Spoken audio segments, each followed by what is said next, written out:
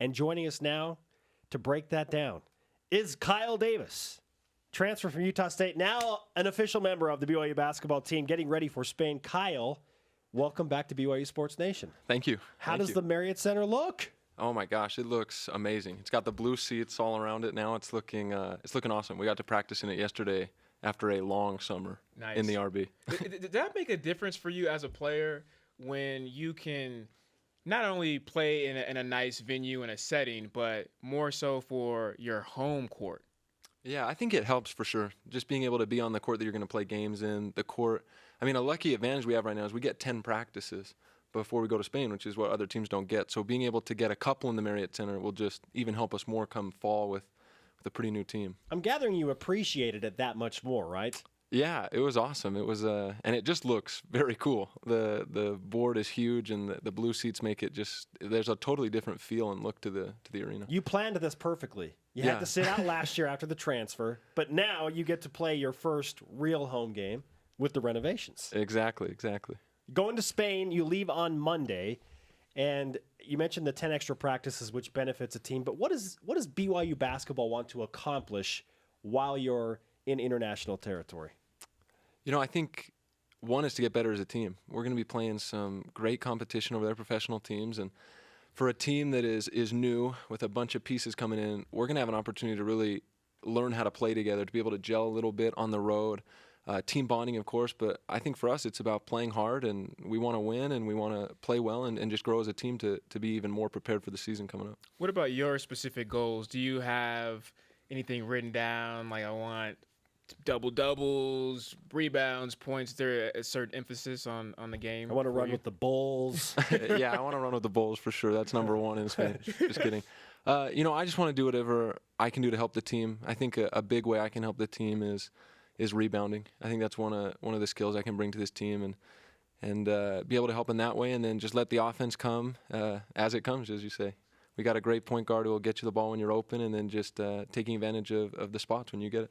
You played against a team of BYU alumni players recently, and I saw the picture. I thought it was really cool to see Trent Placid and Lee Kamard and Brock Zylstra, among other guys, in here playing basketball. What was that dynamic like of the current guys going against a bunch of former BYU players, and some of them that were absolute standouts? Yeah, it was a great scrimmage on Saturday. They had a good squad. We beat them. But and we wanted to do that, quite honestly, because if we don't beat them, we'll hear about it for a long time. And then if we do beat it, it's like, oh, we didn't care anyway. So, you know, you have to win because you just have to beat them. But it was great to be able to play against them, dudes that have had great college careers, and some have played in the professionals, and some of them are still really, really good. We've been talking about intensity and trying to balance that. How is that game? You know, some of the guys are a little bit older, some of the guys are still playing, but does it get a little bit chippy out there? Yeah, it gets chippy because, like I said, nobody wants to lose because they want to claim their era was better than ours and all this stuff. So there were no fights or anything, but it did get chippy, and there were some hard fouls and some. You guys call your own fouls? Plays. No, they had refs and everything. Oh, snap. Okay. Yeah, it was real. It was real.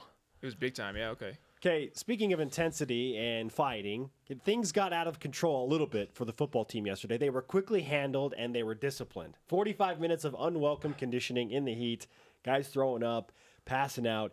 It was crazy. Now, I bring this up because I want to know, how do you, in those chippy moments, keep the intensity level up with the passion, but prevent it from kind of going out of control?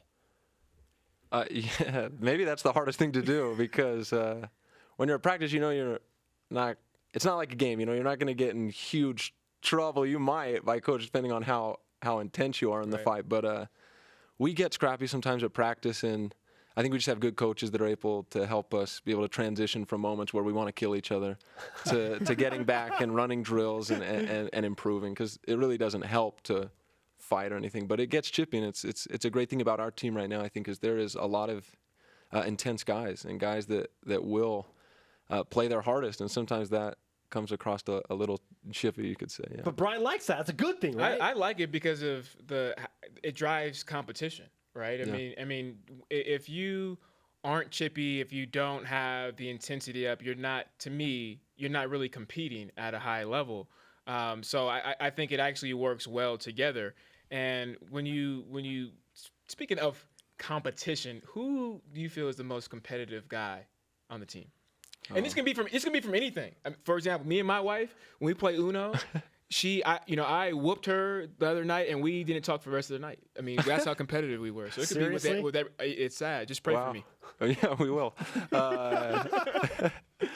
Who would be the most competitive? I think it's hard for me to pinpoint one guy on this team because there are a handful of guys that I could say are very competitive, very intense. Kyle, Chase, Corbin, You Jake. included, right? Yeah, I would be in there. But there's a lot of dudes that are really competitive, which I think is what's a huge advantage to this team.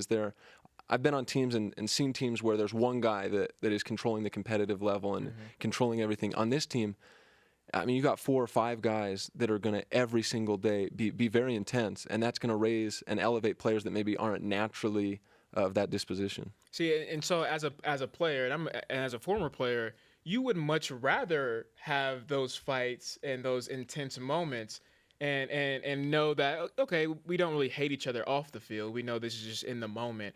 But at the same time, you know how effective that can be when you guys are in game-like situations. Yeah, I mean, in practice when we get so intense, the wonderful thing about it really is knowing that come game time, your brothers are going to have your back and that they're going to be as intense as you are, and that it really does create a unity. And then we're good at keeping it in control. There's not a ton of fights, I don't think, if any. But we do a good job of that, and I'm excited to see us keep improving in that area as we keep practicing, getting ready for the season. I'm gathering your patience level has grown over the past year, not being able to play and only being able to practice. I mean, it's hard. It's hard to wait before you get to compete. So what did you learn in that time about yourself as a basketball player before now you get to go to Spain and then eventually you get to play in your first games with BYU coming up in October and November? One thing I think I learned, and I hope I can bring this year, is being a better teammate even. Because when you can't play and you're not thinking about, oh, your responsibilities that week, or I need to do this, or I need to do that, you're able to really just look back and say, okay, how can I help this player? Like, how can I build his confidence? How can I bring something to the scout team, for instance, last year when I was on that team to help the team be prepared for the game? So I think from that aspect, I was able to get outside myself even more than I normally would have been able to, and I think that's one thing I really learned that I want to be able to help the team with. This team had a lot of post-scoring threat last year. How much will that change this year? Well, lack of, excuse me. Yeah. Well, I think it's going to change quite a bit. I think me and Jamal can score in the post, and then you got Nate Austin, who's an effective post scorer, and Corbin is as well. Corbin has improved so much. He makes moves now that are unstoppable. We'll say he's a beast down there. So I think you have and then you got new guys coming in like Braden Shaw and Jacob Hartsock that offer something in the post as well. Jacob's an incredible shooter, and Braden's a great player down there. So I think you're going to see a balanced attack coming from us this year. Who will be the most outstanding newcomer? You just mentioned some. Who's going to be the guy that people are like, whoa, okay? I think you could see it from a number of guys on this team, but really it's hard to pinpoint one. There's a lot of good players. A couple coming back from a mission like Corey Calvert, and then you got Nick Emery who's come in. So I think you can look for great things from them, but as well you'll probably see great things from Jacob Hartsock and Braden, and this is a team that's going to be balanced, and there's a lot of guys that can play, but Corey and Nick, I think could have great years. You know I'm picking you, right? As my newcomer of the year. Are you cool with that? Yeah, I'm cool with that. I'm picking Kyle Davis. Kyle, great to have you. Enjoy the trip to Spain. You leave on Monday. We wish you the best. We'll be following you, and we'll talk to you soon. Great. Thanks very much. Kyle Davis.